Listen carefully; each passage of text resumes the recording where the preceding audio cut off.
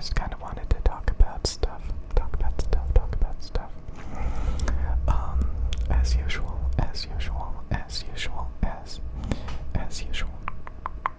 As usual. Okay.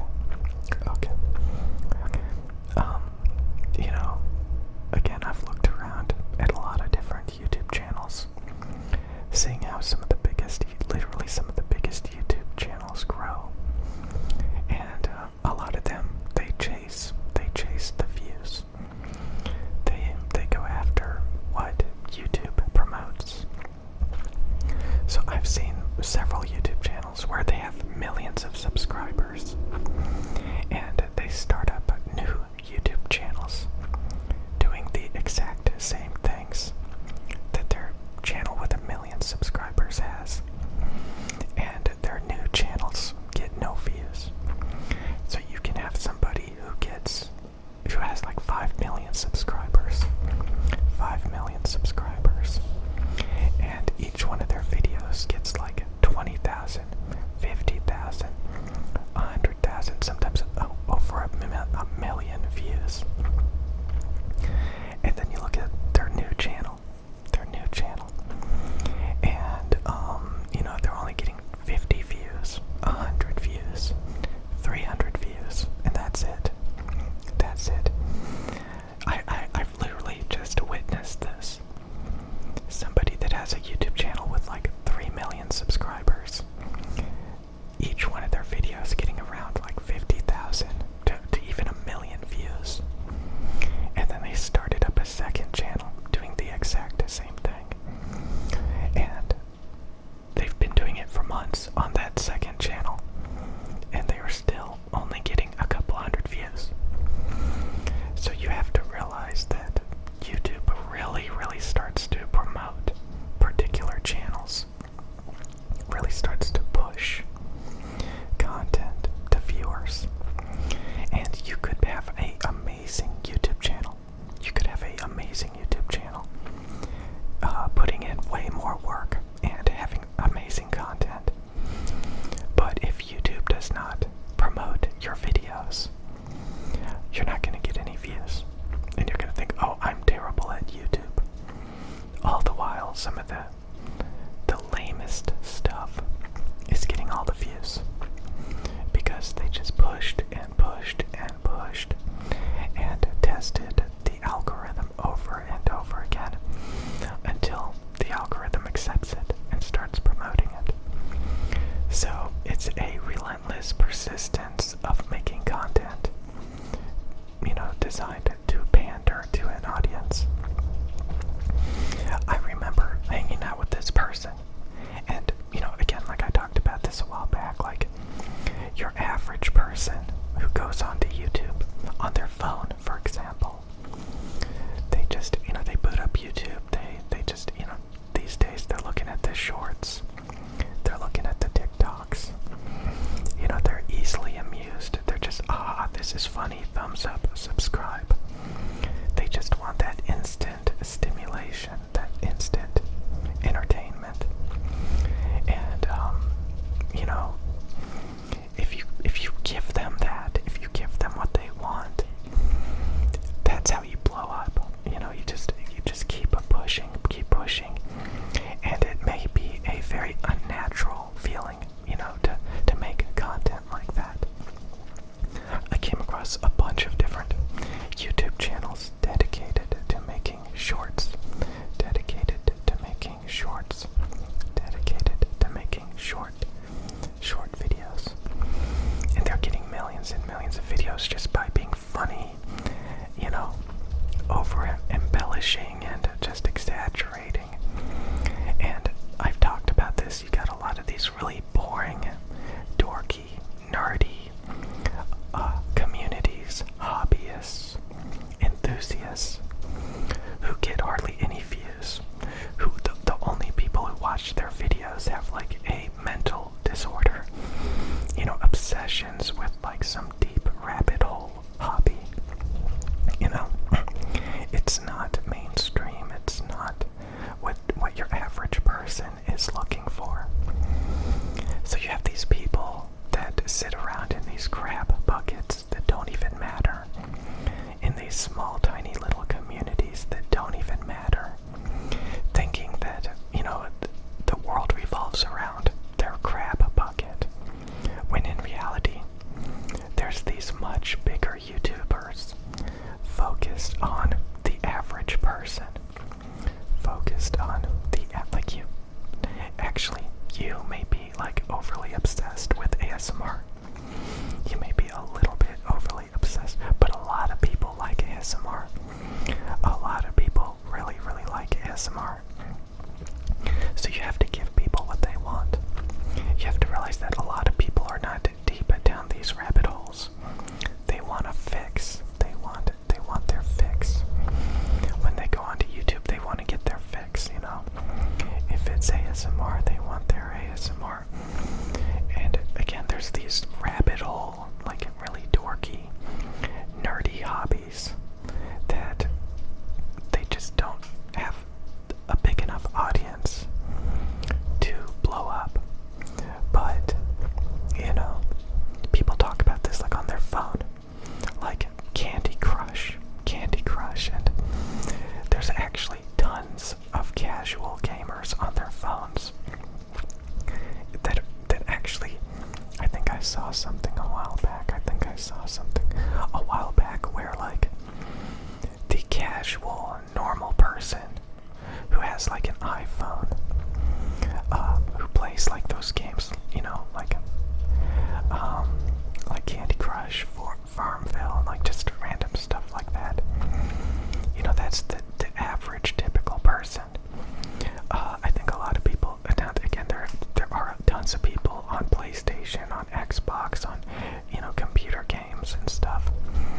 But a lot of these really casual games that are more like catered to your average person rather than hardcore gamers, like that actually makes up I believe the biggest gaming community.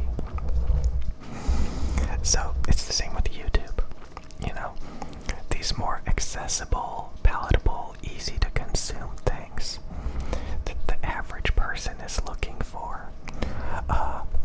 They have a normal life. They go out every day. They focus on things that matter. And when they watch YouTube videos, they want to be entertained, They want to be entertained. Now again, there's a lot of people that go into these different rabbit holes. These smaller niche communities that think that their crab bucket of people is like really important. Their echo chamber is really important, when it's really not. Outside of their echo chamber, there's tons of normal people who don't care about anything that they care about. So that's what I wanted to focus on when I made this YouTube channel. I talked about that a lot, early on this channel, that I wanted to dumb it down. I wanted to make it more accessible. I wanted the average person to watch these videos. I didn't want a very particular, small niche of people, I didn't want that. Because those channels don't grow. And it's usually 99.999% men.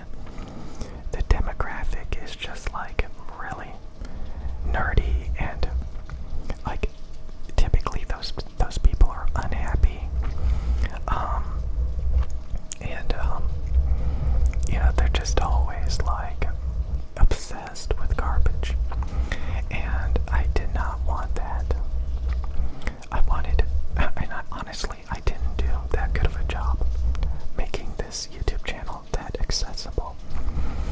Because I was really anti-video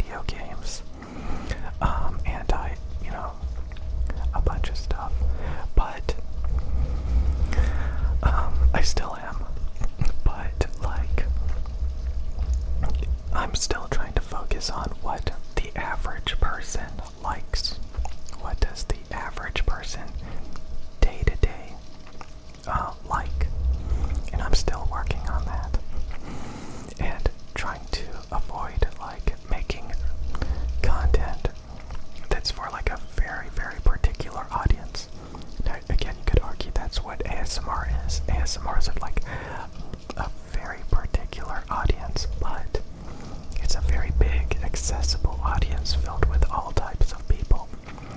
It's not a very specific audience. It encompasses a extremely wide demographic of people. And typically ASMR people, especially like, they're pretty nice for the most part. It's usually men. Men come onto this channel a lot of times. And they're like, what is ASMR? Oh, this is terrible. I rarely see women like just like totally like, it's just, yeah.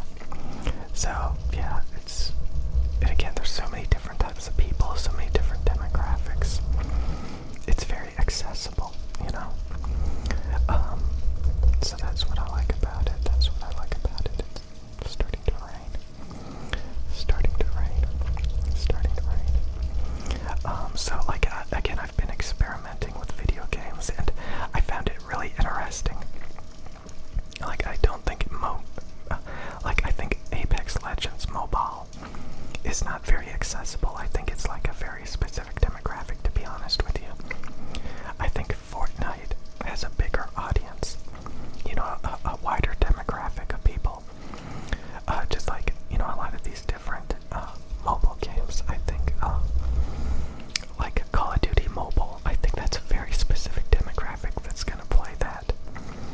So I think Fortnite, I think Fortnite did something amazing when it comes to being more accessible by a wider variety of people when it comes to gaming, and while still being like a really competitive. Fortnite is a really hardcore competitive, like third-person shooter. When I think about a lot of the games that I played over the past few years, where you pick up like different types of weapons and equipment, and the gameplay, the precision, the flick shots, the accuracy, it's a lot, and I'm surprised just how many people play Fortnite, considering, I mean, you die once, you're out. You know, somebody gets a couple of good shots, you're out. You know, you gotta start over. Like, it's pretty hardcore. And like I said, I've noticed this. Like, a lot of people have gotten really tired of games like League of Legends and probably Fortnite and stuff like that. I think for the same reasons that I did in the past. Like, I got really burned out of League of Legends because each match is like 30 minutes long, and it just gets really redundant, you know? Pretty redundant. Like, the progression, it gets really redundant match after match after match after match. It starts to feel all the same, like, and you can feel that way about these battle royale games too, where every match, you know, you have to run around and like find a bunch of equipment and get stronger. And you know, Apex Legends, like, I don't know, it kind of gets monotonous. It kind of gets played out pretty quick, I think. But something about like ASMR keeps it a little bit fresh. Because when you're making ASMR videos, you're focused on the little details, the little nuances. Like I said, I already made a video about this. When you're like being more competitive, you know, when you're being more competitive, like, you're focused on like just like getting those kills in, you know, getting those really good moments of winning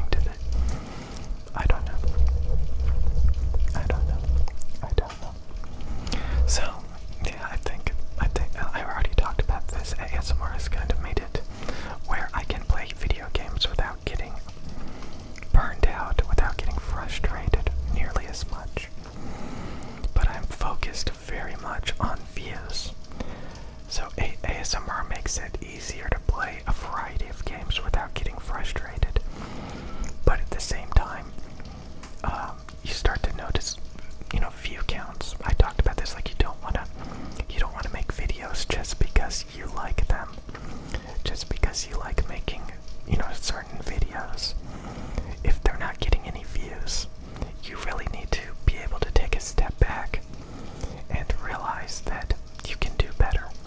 So if you're addicted to something and you love, focusing on something, but it's not giving you the results, you gotta be able to say, okay, I can find something else and get results.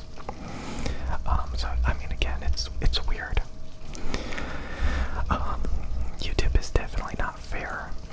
You could have two YouTube channels making the same types of videos, and one of them is gonna blow up and get millions of views and make you a ton of money, and the other one is just gonna,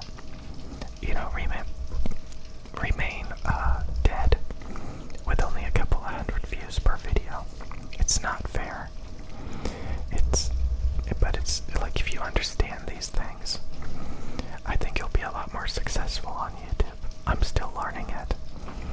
You have to realize that a lot of YouTube channels that you make are gonna fail, and that you have to be able to let go and do something completely different that you're not necessarily obsessed with, or that you don't necessarily want to do, but you realize that it could work. Because at the end of the day, you're trying to make content accessible to the average person, that's going to entertain them. And it may not be fun to make at first, but when you start getting a lot of views, it becomes fun. It becomes fun. I think that's when it becomes fun, because you're like, okay, this is working. I can make it fun. I can learn, to make it fun. You can always make things fun, surprisingly. Like, if it's really successful,